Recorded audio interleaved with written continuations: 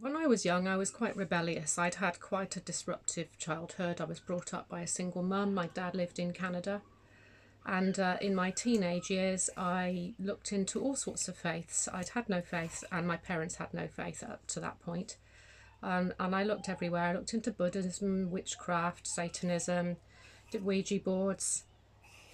Eventually, I sort of just grew out of those because I had a very frightening experience with a Ouija board. I went on in 1991 to have a child and then got married to the father and had another child, but the marriage unfortunately was quite, it was a very unhappy marriage, and there were times of abuse, sexual abuse, and yeah, so it wasn't very happy. So in 1994, I went with my two children over to Canada to see my dad. My dad at that point and my stepmom had a very, very strong faith and were what I considered was religious. During the day, one day, they were playing a tape in the car for the children to hear, and it was Bible Stories Alive by Kitty Anna Griffiths, and the story was Noah's Ark. And later that evening, I had a row with my dad, and we kind of patched it up, and I went to bed.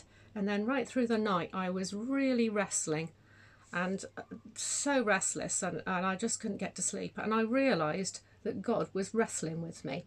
I didn't know how to put it into those words then, but I did know that it was to do with faith.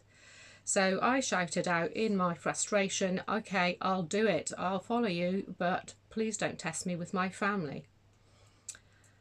So anyway, when I came back from Canada, I joined a church, I did an Alpha course, and I was baptised by full immersion, and then I was discipled by quite a few lovely people.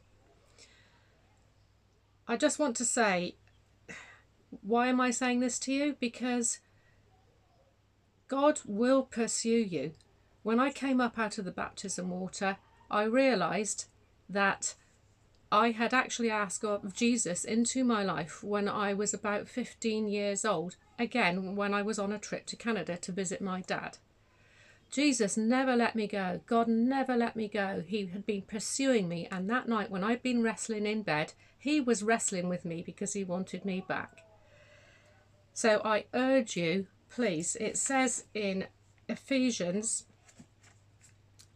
2, 8 and 9, for it is by free grace, God's unmerited favour, that you are saved, delivered from judgment, and made partakers of Christ's salvation through your faith.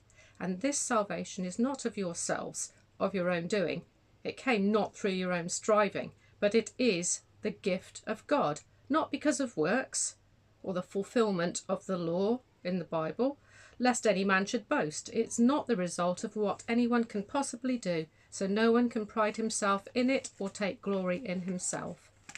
And in Revelation 3:20 it says, behold, I stand at the door and knock. If anyone hears and listens and heeds my voice and opens the door, I will come into him and will eat with him, and he will eat with me. If you hear God knocking on your door, I urge you strongly to take that leap of faith and to accept him in your life. If you want to know more, please contact Tiva Daka at the Engine House Church or one of the team there. Bless you. Bye.